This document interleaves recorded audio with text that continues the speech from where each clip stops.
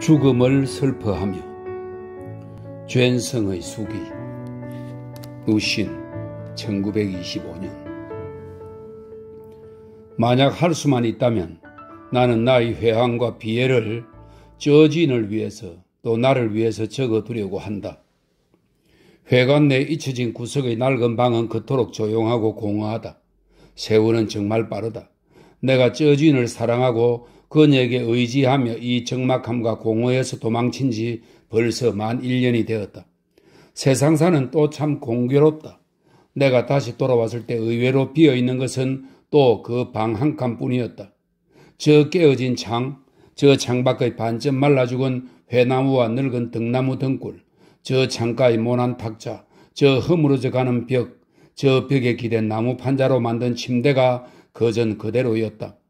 한밤중에 혼자서 침대에 누워있으면 마치 내가 아직 쩌짐과 동거하기 이전인 것만 같고 지나간 1년이 온통 지워져서 전혀 없었던 일 같다.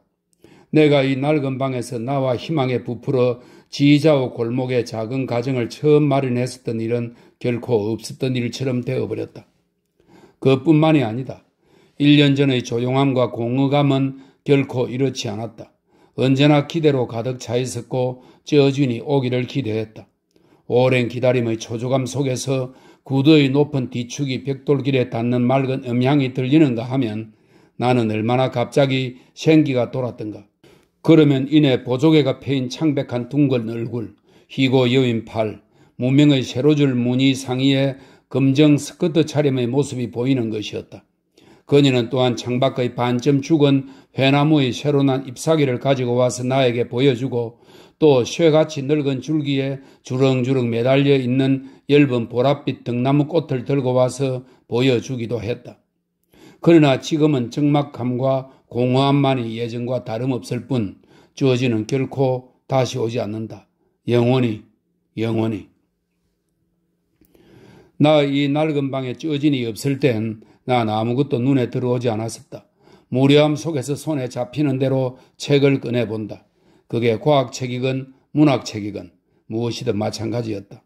읽어 내려가다 퍼뜩 정신이 들어보면 벌써 10여 페이지가 넘어가 있었지만 책에 쓰여있는 말은 전혀 기억할 수가 없었다. 오직 귀만 유달리 민감해서 마치 대문 밖을 왕래하는 모든 신발 소리가 들리는 듯 했고 그 중에서 쩌진의 또각또각하는 구두 소리가 점점 다가오는 것 같았다. 그러나 그 소리는 대개 점점 멀어져서 마침내 다른 발자국들의 어지러운 소리 속에 섞여 사라져버린다.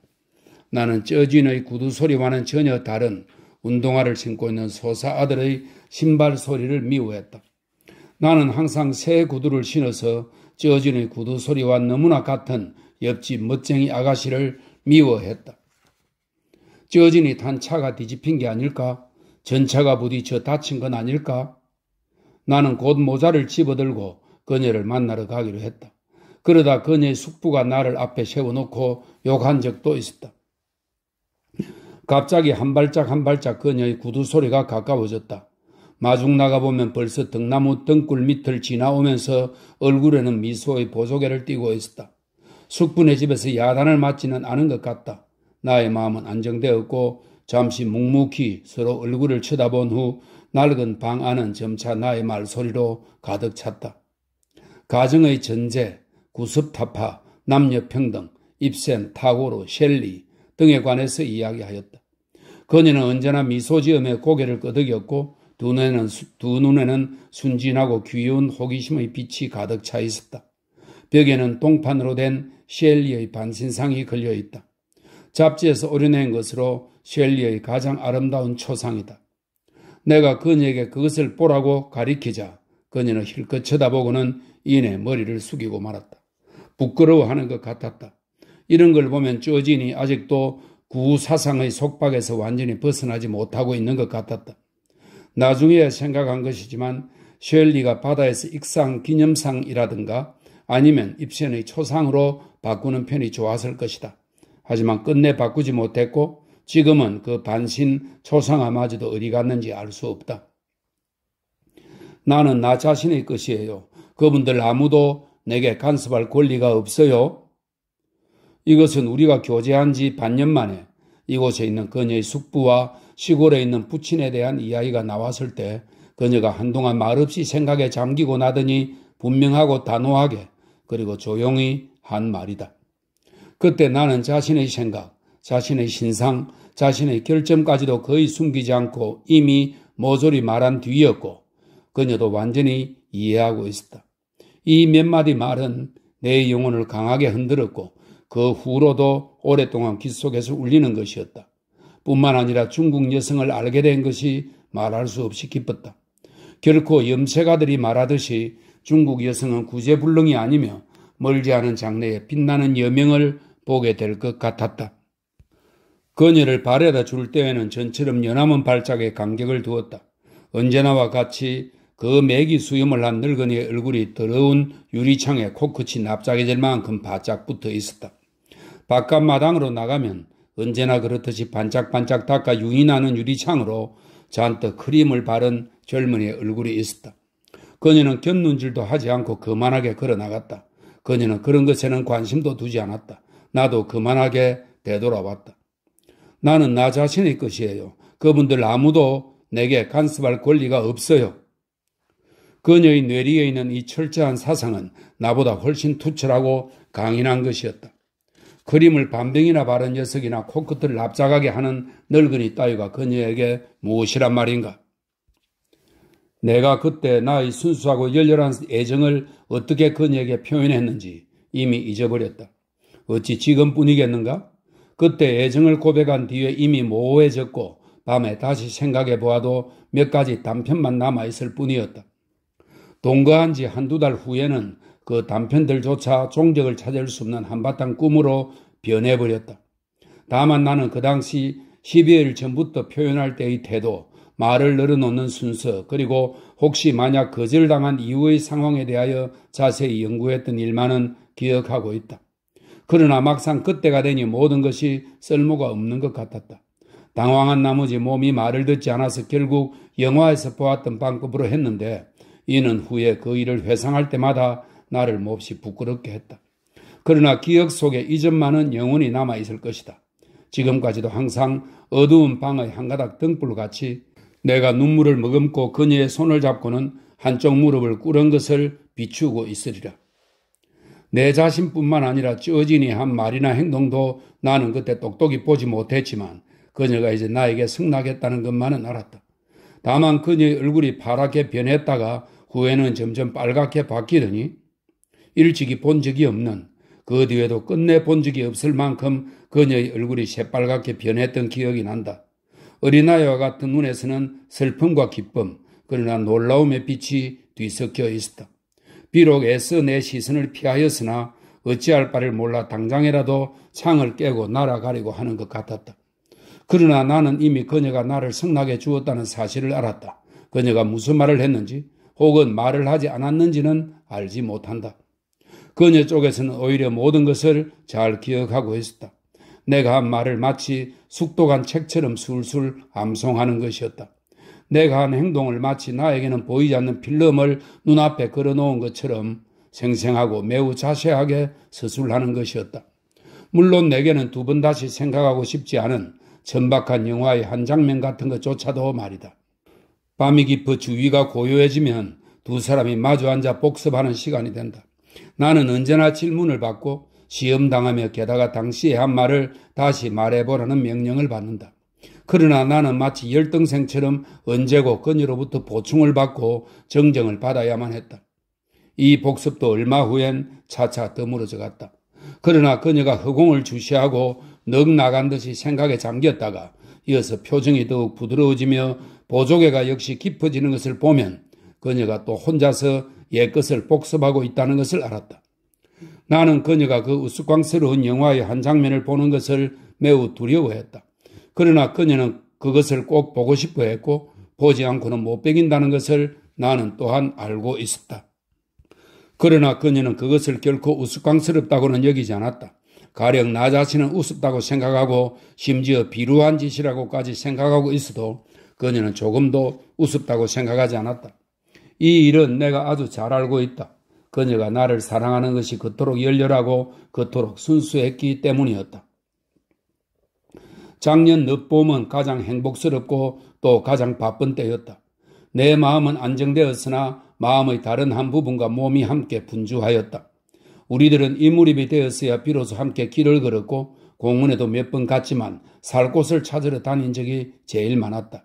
나는 길거리에서 때때로 훑어보고 비웃으며 천시하고 경멸하는 눈초리와 마주치는 것을 느꼈다. 조금이라도 조심하지 않으면 나의 온몸을 움츠러들게 하므로 즉각 나의 오만과 반항심으로 버티어 나가는 수밖에 없었다. 오히려 그녀는 조금도 두려워하는 빛이 없었고 이런 일들에 대해서는 전혀 무관심했으며 의젓하게 느릿느릿 걸어가는 것이 마치 태연히 무인지경에 들어가는 듯 했다. 집을 구하는 일은 사실 쉽지가 않았다.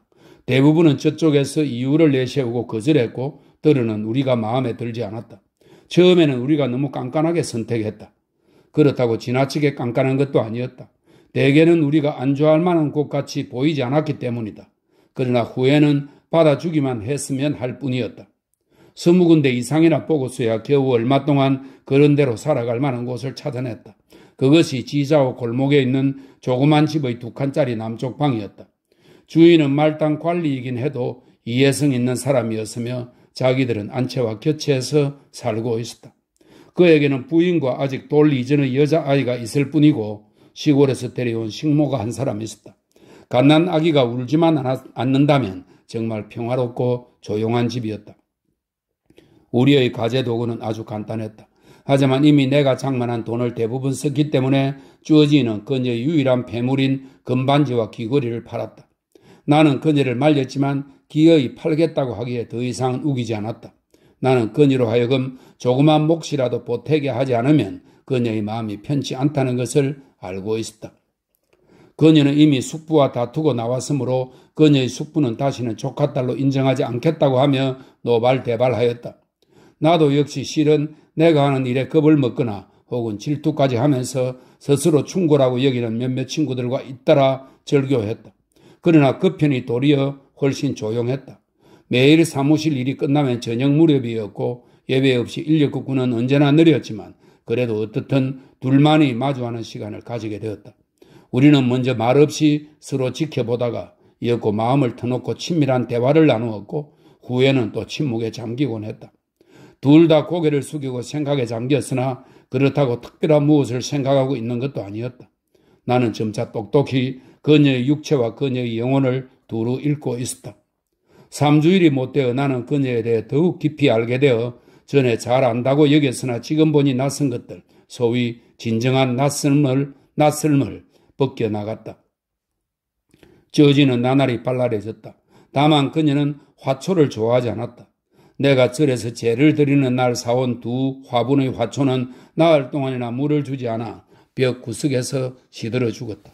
나도 그런 것을 돌볼 시간이 없었다. 하지만 그녀는 동물을 좋아했다. 아마도 그 관리의 부인에게서 전염되었는지 한 달도 못 되어 우리 가족은 갑자기 늘어서 4마리의 병아리가 작은 마당에서 주인집의 10여 마리와 어울려 다녔다. 하지만 여자들은 닭의 모습을 잘 알고 있어 어느 것이 자기네 닭인지를 알고 있었다. 그 밖에 내가 절에서 제를 올릴 때 사온 얼룩 강아지 한 마리가 있는데 원래 이름이 있었던 것으로 기억하고 있으나 주어지는 따로 아쉐이라는 이름을 붙였다. 나도 아쉐이라고 부르긴 했지만 그 이름이 마음에 들지는 않았다. 애정이란 반드시 때때로 새롭게 생겨나고 성장하며 창조되어야 한다. 이것은 참말이다. 내가 쩌진에게 이 말을 하자 그녀도 잘 알고 있다는 듯이 고개를 끄덕였다. 아, 그것은 얼마나 편안하고 행복스러운 밤이었던가. 평안과 행복은 함께 응고되어야만 이렇게 영원한 평안과 행복이 된다. 우리가 회관에 있을 때에는 이따금 의견의 충돌과 생각의 오해가 있었지만 지자오 골목으로 온 후로는 그런 일조차도 없어졌다. 우리는 등불 밑에 마주 앉아 옛 이야기를 하면서 그때 충돌한 뒤의 화해가 마치 새로 태어나는 듯한 즐거움이었음을 되씹어 보곤 하였다. 저지는 몸이 나고 혈색도 좋아졌지만 애석하게도 일이 바빴다. 집안일에 쫓겨 세상 이야기를 할 틈도 없었고 하물며 독서나 산책 따위는 말할 것도 없었다. 우리는 항상 아무래도 식모를 구하지 않으면 안 되겠다고 이야기하곤 했다. 저녁 때 집에 들어와 그녀가 불쾌한 얼굴을 하고 있으면 나 역시 같이 불쾌하였다. 더욱이 나를 즐겁지 못하게 하는 것은 그녀가 억지로 웃는 얼굴을 꾸미는 일이었다. 알고 보니 역시나 두 집의 병아리가 도화선이 되어 관리의 부인과 토라졌다는 것이다. 그렇다면 무엇 때문에 내게 솔직하게 말하지 않는 것인가? 사람에겐 반드시 독립된 집이 하나 있어야 한다고. 이런 데는 살만한 곳이 못 된다고. 내가 다니는 길은 일주일 중 6회는 집에서 사무실로, 사무실에서 집으로 틀에 박힌 듯이 정해져 있었다. 사무실에서는 책상 앞에 앉아 공문과 편지들을 베끼고, 집에서는 그녀와 상대하거나 혹은 그녀를 도와서 풍로에 불을 붙여 밥을 짓거나 만두를 쪄주기도 했다. 내가 밥을 짓는 것을 배운 것도 바로 이때이다. 그러나 나의 음식은 회관에 있을 때보다도 훨씬 좋아졌다. 요리 만드는 것이 비록 주어진의 장기는 아니었지만 그녀는 이것에 전력을 기울였다. 그녀의 밤낮 없는 마음씀에 대해 나도 또한 고락을 함께하기 위해 마음을 쓰지 않을 수 없었다. 더구나 그녀는 아침부터 밤까지 온 얼굴에 땀을 흘려서 짧은 머리카락이 이마에 붙고 두 손은 또 그토록 거칠어졌다. 게다가 아쇼이를 기르고 병아리를 돌보고 모든 것이 그녀가 아니면 안 될 일들이었다. 나는 그녀에게 충고를 했다. 나는 안 먹어도 괜찮으니 절대로 이렇게 애쓰지 말라고. 그녀는 나를 헐깃 바라볼 뿐 입을 열지 않았으며 쓸쓸한 표정을 짓고 있었다. 나도 입을 다물 수밖에 없었다. 하지만 그녀는 여전히 힘겨운 일을 했다. 진작부터 예상하고 있던 타격이 마침내 닥쳐왔다. 쌍십절 전날 밤이었다. 그녀는 그릇을 씻고 있었고 나는 멍하니 앉아 있었다. 대문 두드리는 소리가 들려서 내가 문을 열어보니 내 사무실의 사원이었다. 그는 내게 한 장의 프린트한 종이 쪽지를 건네주었다. 나는 집히는 데가 있어 등불 밑에 가서 읽어보았다. 과연 다음과 같은 내용이 찍혀 있었다. 국장의 명에 의하여 서젠 성은 이후 출근하지 말 것. 비서과에서 알림. 10월 9일. 나는 회관에 있을 때부터 이런 일이 일어날 것을 벌써 짐작하고 있었다. 그 크림을 바른 젊은 녀석이 바로 국장 아들의 도박 친구이므로 소문을 과장하여 보고할 구실을 삼았음이 틀림없었다. 지금에서야 효력이 나타난 것은 오히려 너무 늦었다고도 할 수 있었다. 사실 이것이 나에겐 타격이라고 할 수도 없다. 나는 남에게 글을 베껴주거나 혹은 글을 가르쳐주거나 아니면 비록 힘은 들겠지만 책 번역 같은 일을 할 수도 있다고 벌써부터 작정하고 있었기 때문이었다. 더욱이 자유의 벗 편집장과는 몇 번 만나 잘 알고 있으며 2달 전에는 서신을 교환했었다. 그러나 그런데도 나의 가슴은 두근거렸다. 그렇게도 겁이 없던 쩌진의 얼굴빛이 변한 것이 더욱이 내 가슴을 아프게 했다. 그녀는 요즘 비교적 겁이 많고 약해진 것 같았다. 그까짓 게 뭐예요? 자, 새로 일을 시작해요, 우리. 그녀가 이렇게 말했다. 그녀의 말이 끝나기도 전에 웬일인지 모르게 내게는 그녀의 목소리가 들떠있는 것으로 들렸고 등불도 유달리 어둡게 느껴졌다. 인간이란 참으로 우스운 동물이어서 아주 자질구레하고 조그만 일에도 매우 심각한 영향을 받게 된다. 우리는 처음에는 말없이 서로 지키만 보다가 점차 의논을 시작했다. 결국 수중에 있는 돈을 최대한으로 절약하고 한편으로는 글씨를 베끼거나 글을 가르친다는 구직 광고를 내기로 했으며 한편으로는 자유의 벗 편집장에게도 편지를 써서 나의 현재 처지를 설명하고 나의 번역본을 채택하여 어려운 시기를 도와달라고 부탁해보기로 했다. 당장 시작하자. 그리고 새로운 길을 개척하자. 나는 즉시 책상으로 몸을 돌리고는 기름병과 식초 접시 따위를 치웠다. 서진은 곧 흐릿한 등불을 들고 왔다. 나는 우선 광고문을 쓰고 다음에는 번역할 만한 책을 선정하기로 했다. 이사 온 후로 한 번도 펼쳐본 일이 없어 책들 위에는 먼지가 뽀얗게 쌓여 있었다. 맨 마지막으로는 편지를 쓰기로 했다. 나는 몹시 주저하였다. 어떻게 표현해야 할지를 몰라서 붓을 멈추고 생각을 집중시키다가 헐깃 그녀의 얼굴을 바라보니 흐릿한 등불 밑에 그녀가 몹시 쓸쓸해 보였다. 나는 이처럼 보잘것없는 작은 일이 굳건하고 두려움을 모르던 서진에게 이렇듯 뚜렷한 변화를 주리라고는 정말 생각지도 못했다. 그녀가 요즘 몹시 겁이 많고 나약해져 있는 것이 결코 오늘 밤에 비롯된 일은 아니다. 내 마음은 이것 때문에 더욱 혼란스러워지고 갑자기 편안하던 생활의 영상, 그 회관의 낡은 방의 조용함이 눈앞에 반짝 떠올랐다. 막 눈을 집중하고 응시하려 하자 나의 눈앞에는 다시금 흐릿한 등불만이 보였다. 한참 후에야 편지도 끝냈는데 자무 긴 편지가 되었다. 무척 피로함을 느꼈다. 근래에는 나 자신도 좀 겁이 많아지고 나약해진 듯 했다. 그래서 우리는 광고를 내는 일과 편지 보내는 일은 내일 한꺼번에 실행하기로 결정했다. 우리 둘은 서로 약속한 것도 아니면서 똑같이 허리를 펴고 무언중에 피차의 강한 불굴의 정신을 느끼며 새로이 돋아나는 미래의 희망을 보는 듯 했다. 외부로부터의 타격은 도리어 우리에게 새로운 정신을 가다듬게 했다. 사무실에서의 생활이란 본래 새장수 손안의 새와 같아서 겨우 한 줌의 먹이로 목숨을 이어나갈 뿐 결코 살이 찔 수가 없다. 그러한 날이 길어지면 날개가 마비되어 새장밖에 내놓아도 이미 날개를 떨치고 날아갈 수 없게 된다. 나는 지금 이 새장에서 벗어났다고 할 수 있다. 이제부터 나는 아직 나의 날개짓을 망각하기 전에 저 새로운 광활한 하늘을 날고자 했다. 작은 광고는 물론 당장 효과를 나타낼 수는 없겠으나 책 번역 역시 용이한 일은 아니었다. 이전에 읽을 때는 다 이해했다고 생각했는데 막상 번역하려고 손을 대자 모르는 것 투성이어서 진행이 매우 느렸다. 하지만 내가 노력하기로 결심한 뒤 별로 낡지도 않은 자재는 반달도 못 되어 가장자리에 새까만 손가락 자국이 생겼다. 이것은 내 작업이 얼마나 진지한지를 증명하는 것이다. 자유의 벗 편집장은 자신의 간행물은 절대로 좋은 원고를 썩히지 않는다고 말한 일이 있었다. 유감스럽게도 내게는 조용한 방이 없었다. 또 저주인에게는 이전의 정숙과 자상한 보살핌이 없어졌다.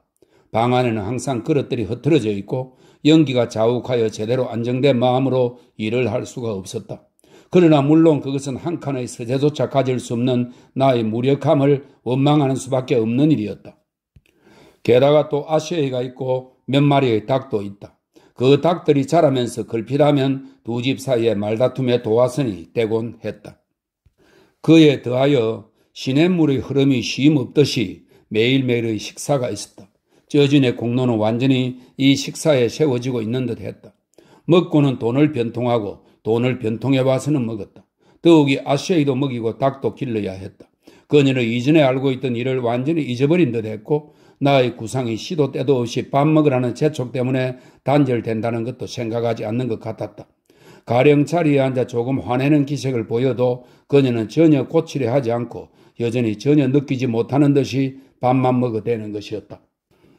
그녀에게 나의 일은 정해진 식사 시간에 속박될 수 없다는 것을 알게 하는데 5주일이나 걸렸다.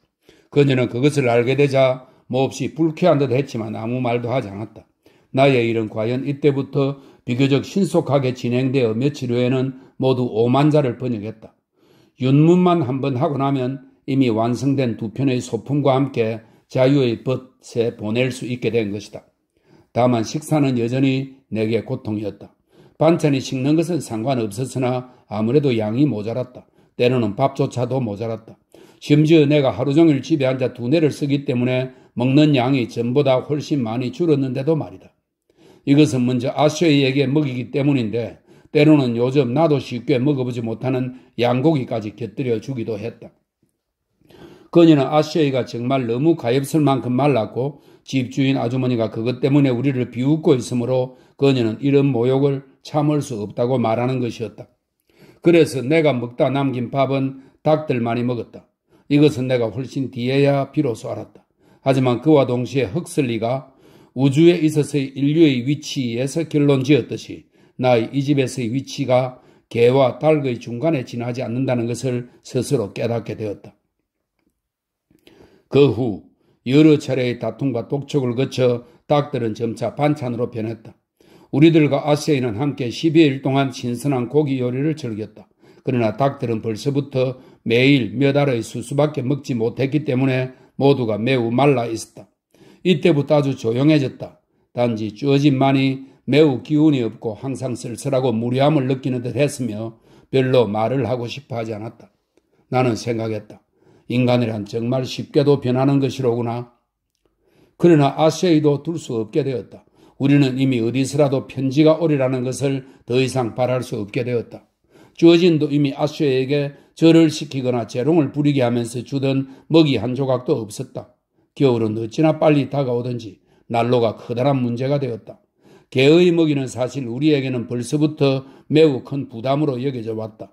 그래서 개조차 둘 수가 없게 되었던 것이다. 만약 개를 장에 내다 팔면 아마 돈 몇 푼이 생길 것이다. 그러나 우리는 그렇게 할 수는 없었고 또 그렇게 하고 싶지도 않았다. 끝내는 책보로 머리를 싸서 내가 교회까지 데리고 가서 버렸다. 그래서 쫓아오려고 해서 별로 깊지도 않은 구덩이에 밀어넣었다. 나는 집에 돌아오자 훨씬 조용해졌음을 느꼈다. 그러나 쩌진의 비통해하는 기색은 나를 몹시 놀라게 했다. 그것은 여태껏 한 번도 본 적이 없는 표정이었다. 물론 아쉐이 때문이었다.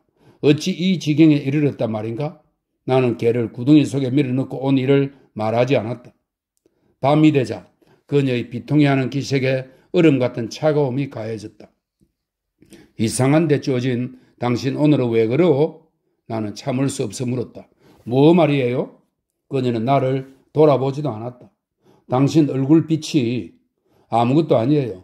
아무것도 아니라니까요? 나는 마침내 그녀의 말투와 표정에서 그녀가 나를 모진 인간이라고 여기고 있음을 알아냈다.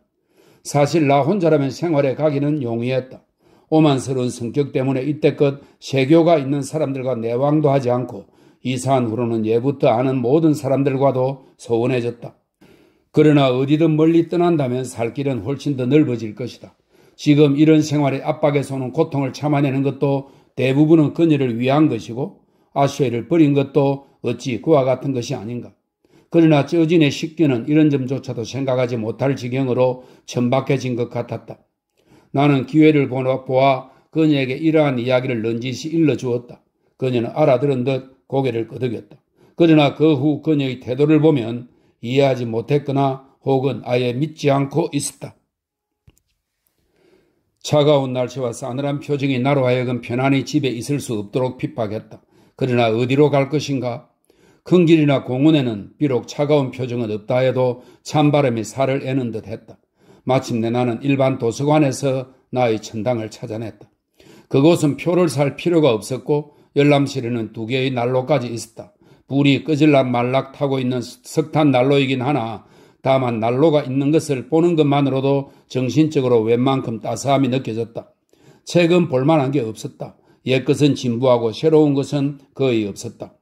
다행히 내가 그곳에 가는 것은 결코 책을 보기 위한 것이 아니었다. 항상 몇 사람들이, 많을 때는 10명 이상의 사람들이 모두 엷은 옷을 입고 바로 나처럼 제각기 자기 책을 읽는 채 하면서 난로불을 쬐는 구실로 삼고 있었다. 이것은 내게 안성맞춤이었다. 거리에서라면 아는 사람을 만나기 쉽고 경멸하는 눈초리를 받기도 하겠지만 여기선 결코 그러한 뜻밖의 재앙은 일어날 리가 없었다. 왜냐하면 그런 사람들은 영원히 다른 난로를 둘러싸고 있거나 또는 자기 집의 백점토로 만든 고급 난로를 끼고 있을 것이기 때문이다. 거기엔 비록 내가 읽을 만한 책은 없었지만 내가 생각할 수 있는 편안함이 있었다. 오직 멍하니 앉아 지난 일을 돌이켜보니 지난 반년 동안 오직 사랑을 위하여 맹목적인 사랑을 그 밖의 인생의 일을 모두 소홀히 했음을 비로소 깨달았다. 첫째는 생활이다. 사람은 반드시 생활을 해야만 사랑도 비로소 따르게 되는 것이다.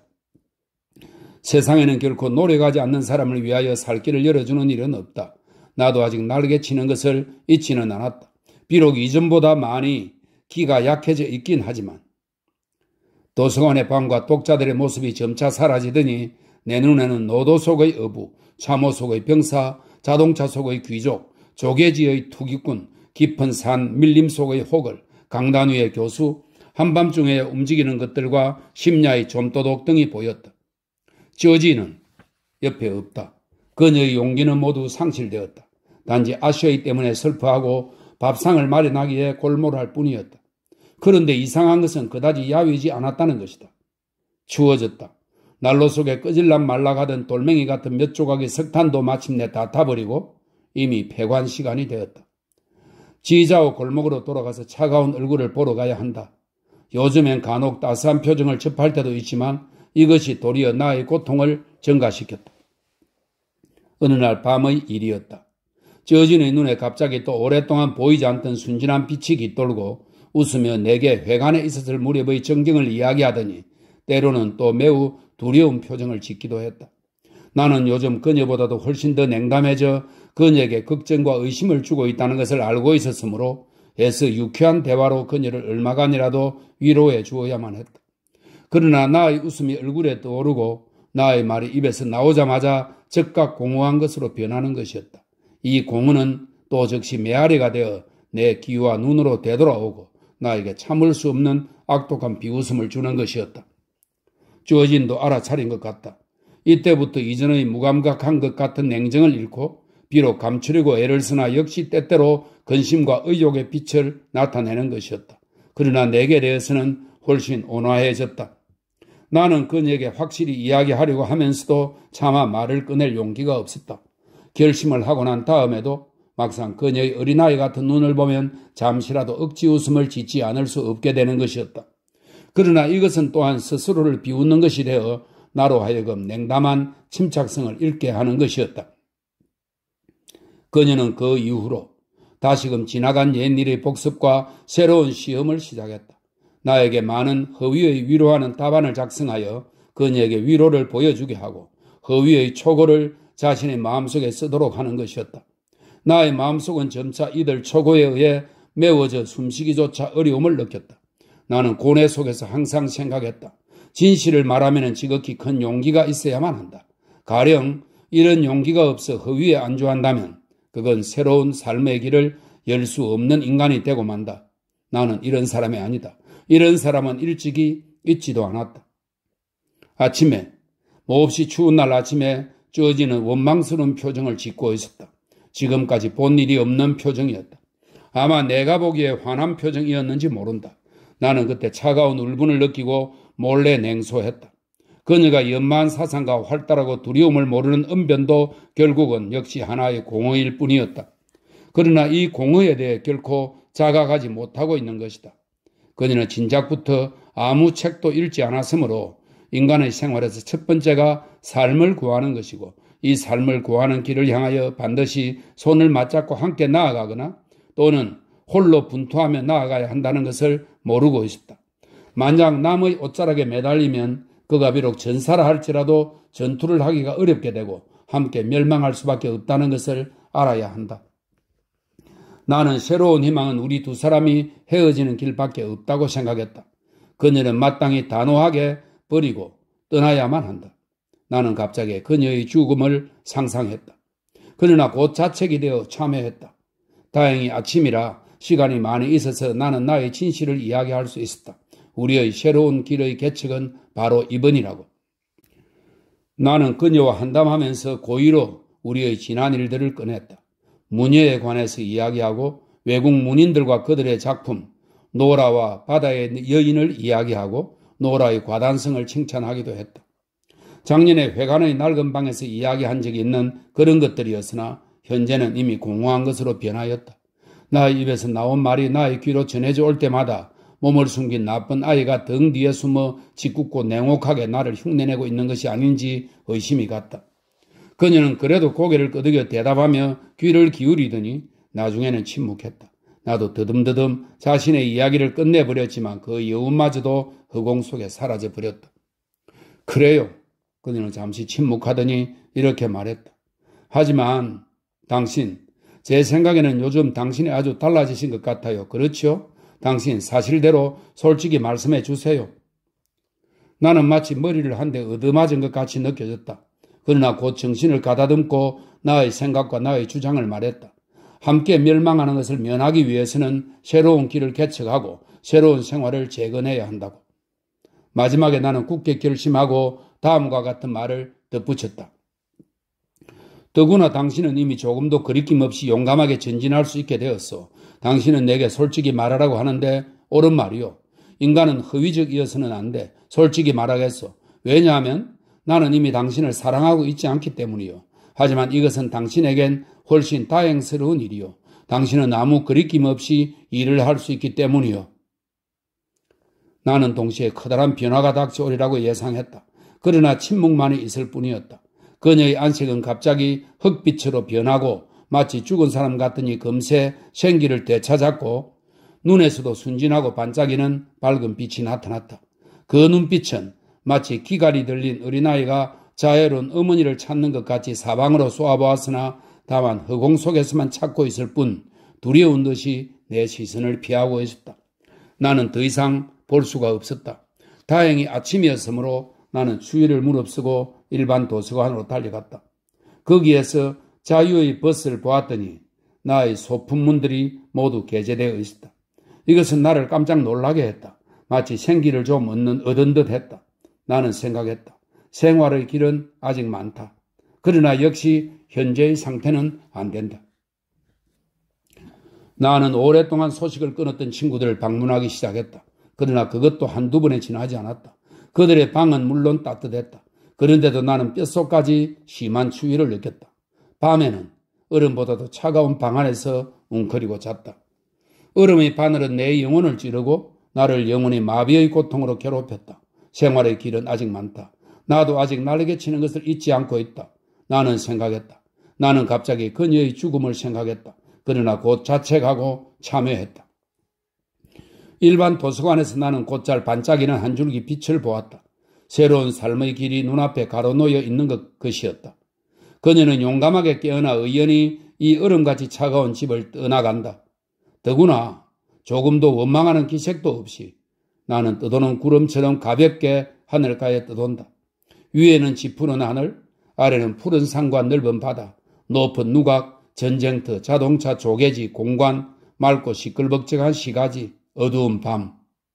뿐만 아니라 정말 새로운 국민이 다가오는 듯한 예감이 드는 것이었다. 우리는 어떻든 지극히 견디기 힘든 겨울, 이 베이징의 겨울을 넘겼다. 마치 지독한 장난꾸러기들 손에 잡힌 잠자리처럼 실에 묶여져 실컷 장난감이 되어 학대받다가 다행히 목숨은 잃지 않았지만 끝내는 땅바닥에 쭉 늘어져 죽음의 시간을 다투는 것과 같았다. 자유의 버스의 편집장에게는 편지를 3통이나 보냈어야 겨우 답장이 왔다. 봉투 속에는 단지 20전, 30전짜리 도서 구입권 2장이 들어있을 뿐이었다. 독촉 편지 보내려고 9전짜리 우표를 사느라 하루를 굶었는데 모두 내게는 아무 소득도 없는 공허한 일에 헛되이 쓴 것이 되고 말았다. 그러나 올 것이 드디어 왔다. 그것은 겨울부터 봄철로 접어들 무렵의 일이었다. 바람은 이제 그다지 차갑지 않았으므로 나는 더욱 오랫동안 밖에서 배회하고 집에는 되게 어두워져서야 돌아왔다. 바로 그런 어두운 밤이었다. 나는 언제나처럼 기운 없이 돌아왔다. 집 대문이 보이자 평상시보다 더욱 맥이 풀려 발걸음을 느리게 떼어놓았다. 그러나 마침내 방 안으로 들어섰는데 불이 켜져 있지 않았다. 성냥을 더듬어 찾아 불을 붙였는데 이상하게 적막하고 공허했다.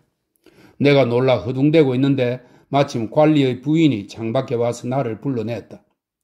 오늘 저진 씨의 부친이 여기에 오셔서 그녀를 데려가셨어요? 그녀는 아주 간단히 그렇게 말했다. 이것은 전혀 뜻하지 못했던 일이어서 나는 뒤통수를 한 대 얻어맞은 것처럼 말없이 우뚝 서 있었다. 그 사람은 갔습니까? 잠시 후에 나는 이렇게 한마디만을 물었다. 갔어요. 그 사람은 뭘 하던가요?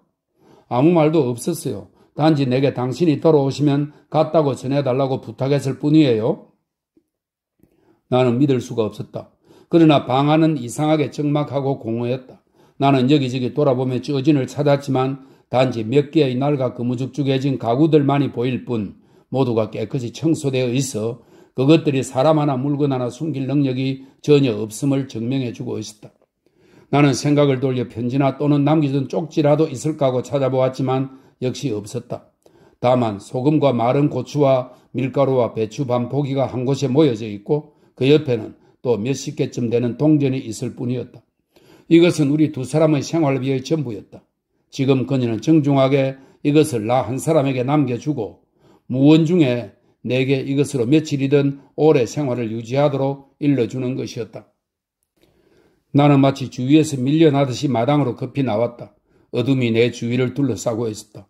안채의 종이 창문에는 등불이 환히 비치고 있었다. 그들은 지금 어린아이의 재롱을 즐기고 있었다.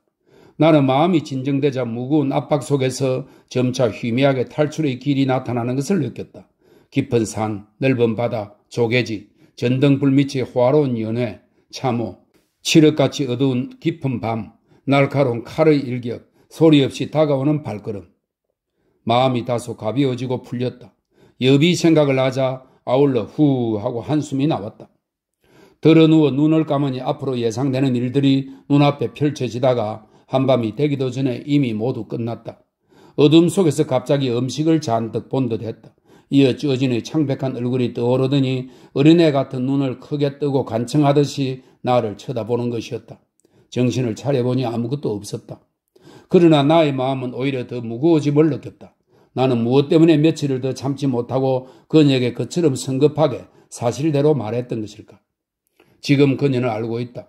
그녀의 앞길은 단지 그녀의 아버지의 자녀의 채권자로서의 그녀의 아버지의 열화 같은 위엄과 주위 사람들의 서리보다도 차가운 눈초리뿐이라는 것을, 그 밖에는 모두 공허함 뿐이라는 것을, 공허의 무거운 짐을 짊어지고 위엄과 차가운 눈초리 속에서 이른바 인생이라는 길을 걸어간다는 것이 이 얼마나 무서운 일인가를, 더구나 그 길의 끝은 또한 묘비조차 없는 무덤에 지나지 않는다는 것을.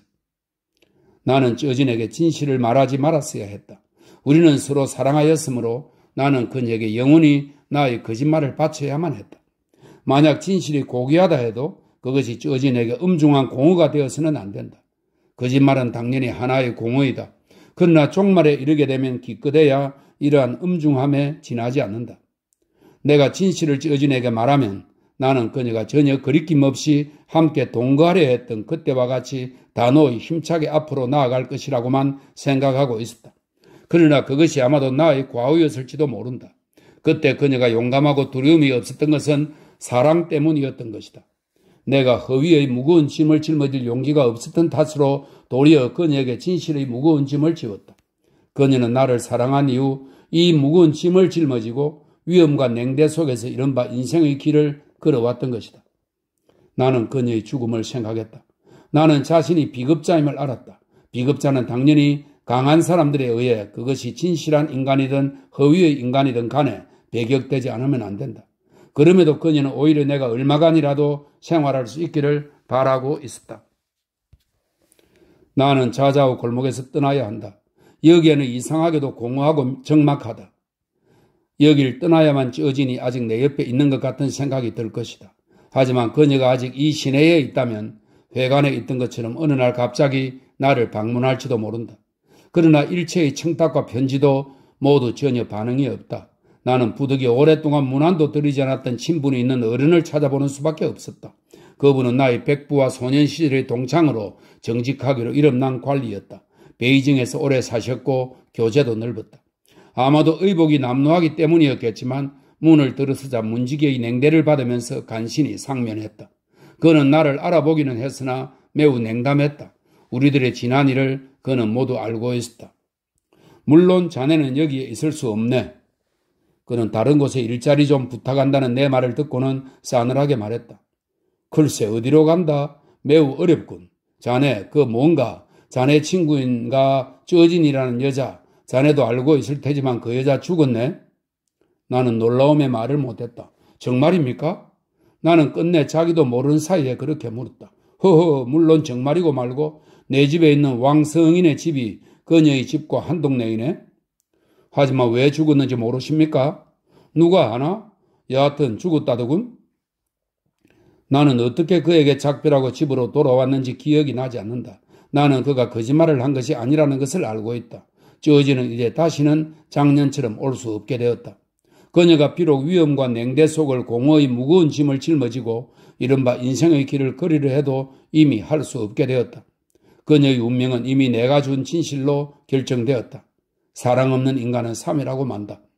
물론 나는 여기에 있을 수 없다. 그러나 어디로 가야 할까? 주위는 광대한 공허이고 또한 죽음의 정적이 있었다. 사랑이 없어 죽는 인간들의 눈앞의 암흑이 내게는 마치 하나하나 보이는 것 같고 또한 일체의 고민과 절망의 몸부림 속의 소리도 들려오는 것 같았다. 나는 아직도 새로운 것이 오기를 기다리고 있다. 이름 붙일 수 없는 것, 뜻밖의 것이. 그러나 하루하루가 죽음의 정적이 아닌 것이 없었다. 나는 전에 비해 거의 외출하지 않았다. 다만 광대한 공허 속에 앉아서 그 죽음의 정적이 나의 영혼을 침식하는 대로 맡겨두었다. 죽음의 정적은 때로는 저 혼자 전율하고 저 혼자 물러갔다. 이렇게 끊겼다 이어졌다 하는 사이에 이름도 없는 뜻밖의 새로운 기대가 번뜩이는 것이었다. 하늘이 잔뜩 찌푸린 어느 날 오전, 태양도 아직 구름 속에서 몸부림쳐 나올 수 없고 공기마저도 지쳐 있었다. 귀에 작은 발자국 소리와 킁킁대는 콧소리가 들려와서 나의 눈을 번쩍 뜨게 했다. 휘둘러 보았지만 방 안은 그대로 공허했다. 그러나 우연히 방바닥을 내려다보니 한 마리의 작은 짐승이 주위를 어슬렁거리고 있었다. 야위어 그의 반은 죽어가고 있으며 온몸이 흙투성이었다. 나는 자세히 보고는 놀라움에 심장이 잠시 멈추었다. 이어서 벌떡 일어났다.